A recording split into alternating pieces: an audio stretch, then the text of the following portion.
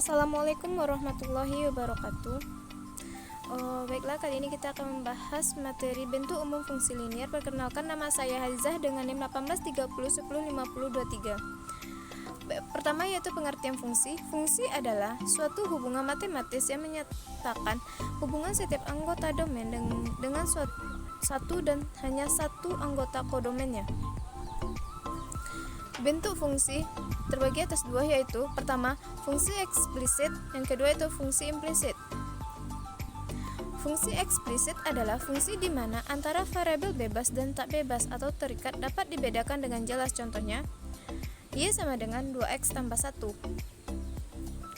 Sedangkan fungsi implisit adalah fungsi di mana antara variabel bebas dan variabel tak bebas atau terikat tidak dapat dibedakan dengan jelas. Contohnya yaitu 2x ditambah 3y dikurang 2y ditambah 3x dikurang 1 sama dengan 0. Bentuk umum fungsi linier. Fungsi linier adalah fungsi yang pangkat tertinggi dari variabelnya adalah sama dengan 1. Bentuk persamaan umumnya yaitu ax ditambah by ditambah c sama dengan 0. Contohnya 3x ditambah 2y dikurang 5 sama dengan 0. Unsur-unsur fungsi linier.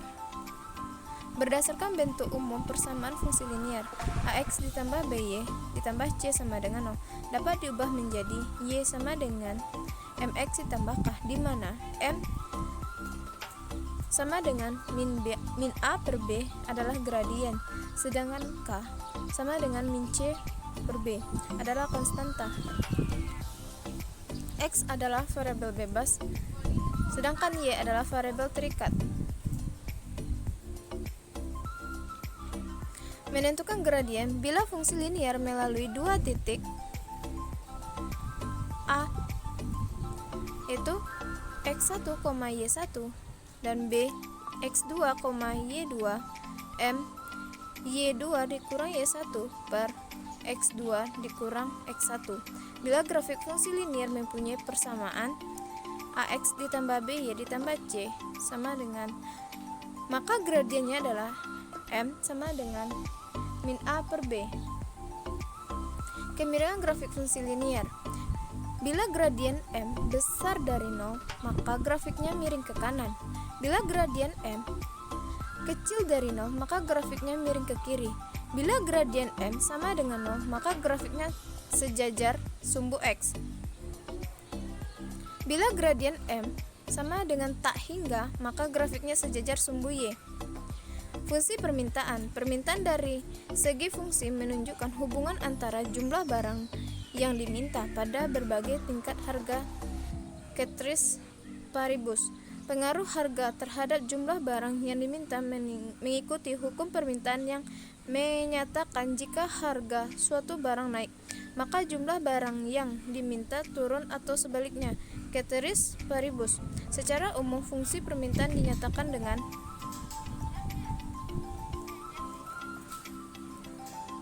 Q dx sama dengan A dikurang B px, di mana Q dx jumlah yang diminta atau unit, px harga jual barang per unit, A konstanta, B slope atau kemiringan garis. Contoh soal, informasi mengenai permintaan terhadap suatu barang ditunjukkan dengan data sebagai berikut. Ketika harga barang sebesar Rp5 per unit, jumlah barang yang diminta sebesar 30 unit. Naiknya harga barang menjadi Rp10 per unit menyebabkan jumlah barang yang diminta turun menjadi 20 unit. Pertanyaan, bagaimana fungsi permintaan dari barang tersebut dan gambarkan. Ya, B, tentukan berapa jumlah barang yang diminta pada harga 8 dan 12. C, jika jumlah barang yang diinginkan sebanyak 35 unit, tentukan berapa harga jual yang harus diterapkan. Diketahui P1 sama dengan 5, Q1 30 unit, koordinatnya itu Q, P yaitu 30,5. P2 sama dengan 10, Q2 sama dengan 20 unit, koordinatnya yaitu Q, P 20,10. Q dikurang Q1 per Q2 dikurang Q1 sama dengan P dikurang P1 per P2 dikurang P1. 5 Q dikurang 30 sama dengan min 10 P dikurang 5. 5 dikali Q yaitu 5Q, 5 dikali 30 yaitu 5 dikali min 30 yaitu min 150 sama dengan min 10P ditambah 50. 5Q sama dengan 50 ditambah 150 dikurang 10P. 5Q sama dengan 200 dikurang 10P. Q sama dengan 40 dikurang 2P. Jadi fungsi permintaan barang yang diminta adalah QD sama dengan 40 dikurang P. Baik, sekian dari saya. Assalamualaikum warahmatullahi wabarakatuh.